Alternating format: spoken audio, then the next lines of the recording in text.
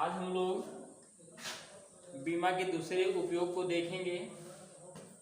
बीमा के उपयोग नंबर 2। दूसरा उपयोग है सूत्र की सत्यता की जांच करना। सूत्र की सत्यता की जांच करना। तो सूत्र की सत्यता की जांच हम लोग कैसे करते हैं, हम आज इसी के पर चर्चा करेंगे। तो सूत्र की सत्यता की जांच करने के लिए हम सूत्र यानी समीकरण को लिख लेते हैं।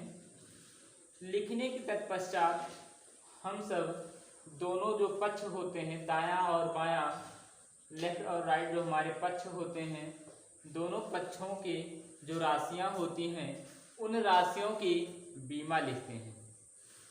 और यदि राशि अलग अलग हैं तो सभी राशियों को हम क्या करते हैं, हल करते हैं दोनों पक्षों की।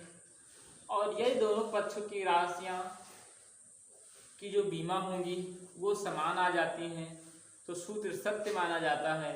यदि असमान आती हैं तो सूत्र को असत्य मान लिया जाता है। तो इसी कारण हम लोग देखेंगे, कोई एक सूत्र ले लेते हैं, वो सूत्र हम मान लेते हैं कि है। कौन सा सूत्र है हमारे बीच? मान लीजिए सूत्र है V बराबर U प्लस 80। V बराबर U प्लस 80, ये कौन सा समीकरण है हमारा? गति का प्रथम समीकरण। गति का प्रथम समीकरण। गति के प्रथम समीकरण को हम पढ़ रहे हैं V बराबर U प्लस 80। अब हम बीमीय विधि द्वारा यह देखेंगे कि यह सत्य है या असत्य है।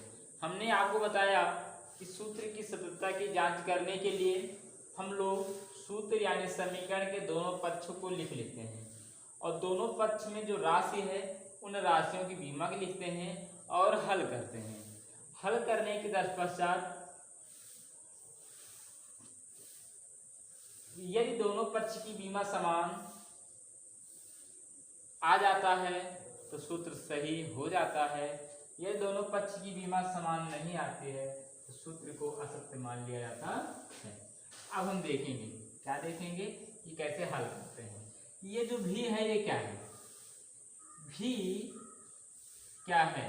तो भी अंतिम वेग है। अंतिम वेग।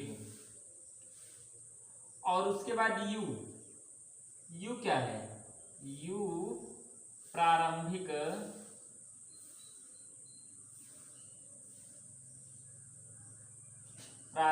वेग है।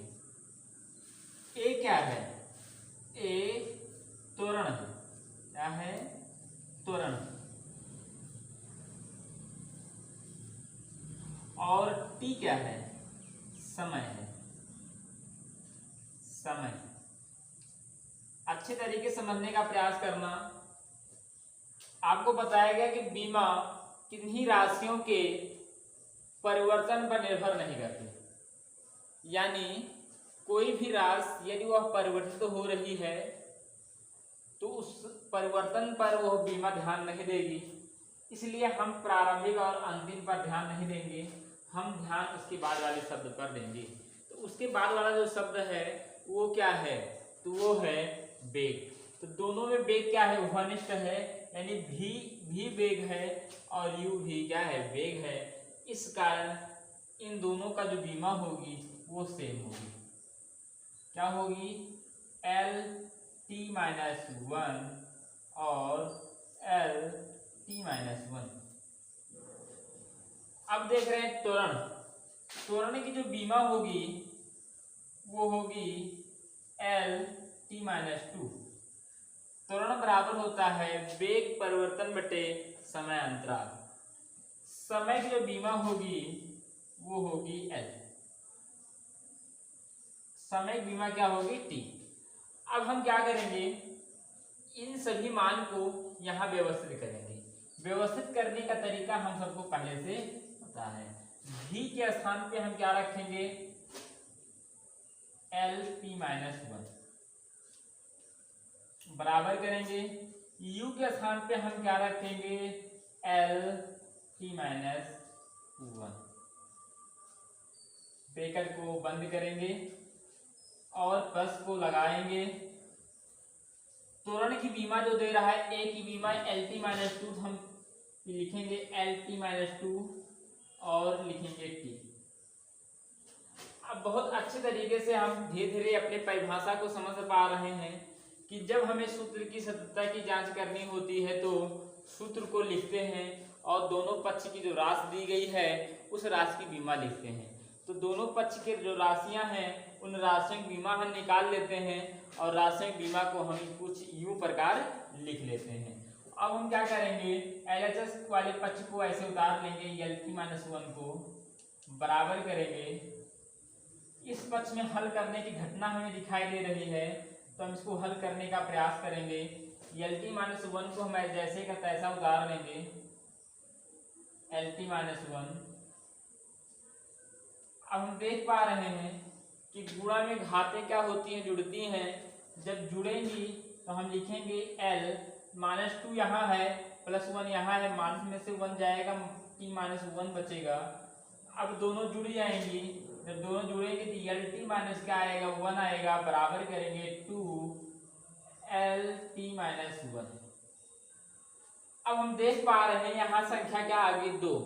तो कोई भी जो संख्या होती है, किसी भी प्रकार की जो संख्या होती है, जो ग्रीक अक्षर होते हैं, उन सब की जो बीमा होती है वो नगण्य होती है, अर्थात वो सब बीमाहीन राशि मानी जाती हैं।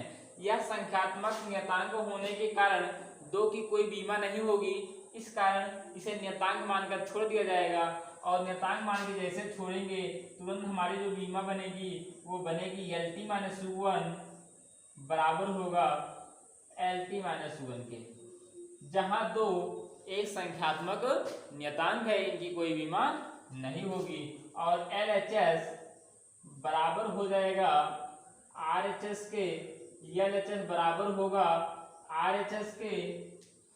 यदि दोनों पक्ष बराबर होंगे तो बीमा सही होगी, यदि दोनों पक्ष की बीमाएं समान होंगी तो सूत्र सही होगा, अन्यथा गलत होगा। तो यहाँ पर दोनों पक्ष की बीमाएं समान है, इसलिए सूत्र क्या हो जाएगा बच्चों, एकदम सही हो जाएगा। तो यही सब चीजें हैं, हमें ध्यान देने की जरूरत है। अब जो भी राशियां आपके दिमाग में आती हैं उन सभी राशियों को आप लोग अच्छे से हल करिएगा।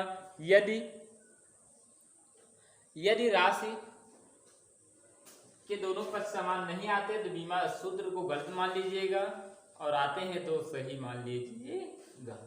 तो इस प्रकार अब हम चलेंगे तीसरे नियम की ओर और जो कल बताया जाएगा। आज के लिए इतना ही, जो कुछ होगा हल करके भेजिएगा।